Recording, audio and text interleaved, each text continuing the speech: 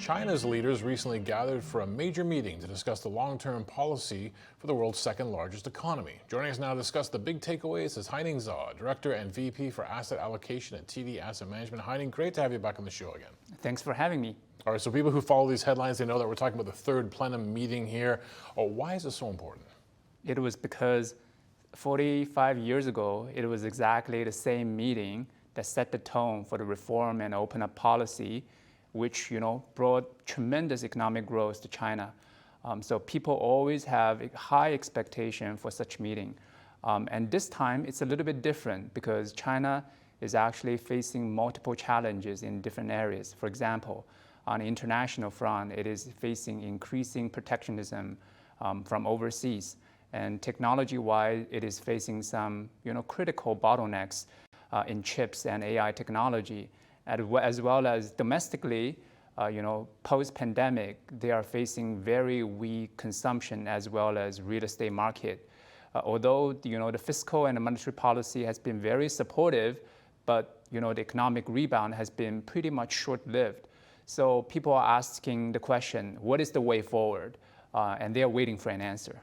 Okay, so yeah, obviously some big challenges here. People asking those questions, what are you going to do with them? Some commentators coming out of the plenum said that they didn't feel like they got a lot out of it, not enough concrete measures. What are your thoughts on that? Yeah, it's completely understandable. So there are several reasons for that. And I'll actually divide those people into two categories. For category one, they are the people with very high expectation on concrete stimulus numbers. But they are not just going to see that because the last 1.5 years of experience told us that Chinese authorities are very vigilant on any huge stimulus measure, learning from the lesson after 2008. And the second category is the ones that are not expecting high numbers, but they are expecting some concrete reform measures, and they find the document to be too general to be helpful. But I would push back in the sense that this document coming out of the third plenum is basically the blueprint for the next 5 years. So it will cover almost every aspect of the society or national affairs. So for any kind of policy, it will basically be 1 or 2 lines of description. So of course there won't be enough detail, but later on after the Politburo meeting, they might get more concrete details. But the investor do have a point. That not all of the contents in the document are equally relevant for the market. Some will have more impact, some will have less. Let's talk about some of that then. You said some of the messages, the key messages you're taking away of this, some of them become a little more complex. How so? Like people said, oh, there's not enough here, but you're seeing complexity. Right. So the key message coming out of that document is that China will still stick to the reform and open up policy. But the situation has changed a little bit now. 30 years ago, when China started reform, we are facing a globalization trend, which is fit the trend at that time. And also China is starting from a blank sheet and from very low base. So all of the reform will have tremendous impact. Nowadays, we are facing a deglobalization trend, and also all of the low-hanging fruit from the reform are basically gone.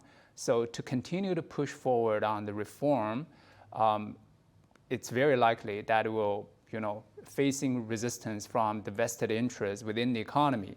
And also on the opening up front, as we know, China still want to open, but the rest of the world might want to close or close a little bit now.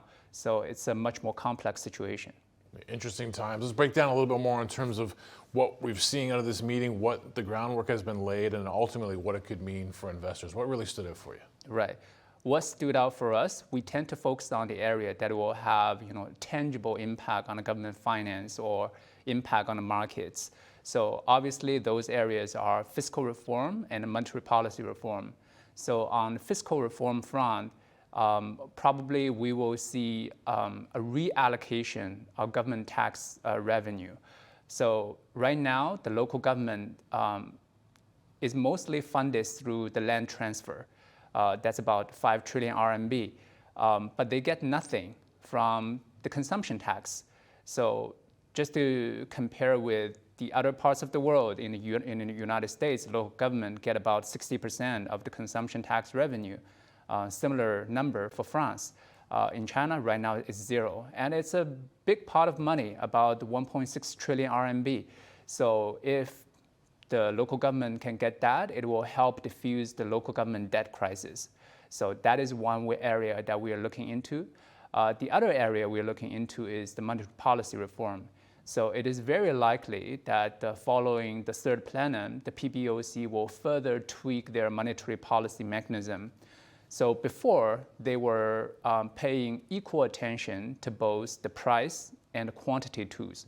Price means interest rate, and quantity means the amount of credit flowing in the economy.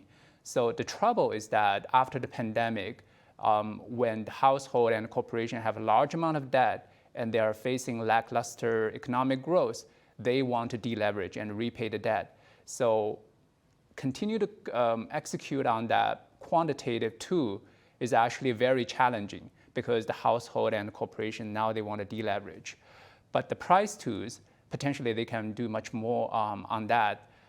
It's very likely that PBOC will establish a short-term interest rate target and establish a corridor around that target, not too dissimilar from what ECB or Fed does. And they will use other price tools such as medium-term lending facility or loan primary to exert impact on other parts of the yield curve. So, and following the third plenum, PBOC immediately cuts the LPR as well as reverse repo rate by 10 basis points, which is showing the direction they are going. So in the last 2 years, so the LPR alone has already decreased about 80 basis points, and we think there are more to go. I was going to ask you about that because when you talk about what they're laying out here, some of it seems like longer term planning, but when you start talking about interest rates, that's a lever that you can pull fairly quickly if you want to start to affect some change. It feels like that's the lever that the investors are always focused on with China, at least for the past little while. When are they going to cut? Yeah. So we see that in the next 1.5 years, they will probably continue towards that direction. So if you look at the average interest rate level, let's say for the Chinese 10-year government bond, so before the pandemic, I know it's very volatile, but on average, it is around 3.5%. And post the pandemic, it continued to go down. Now it has a two handle.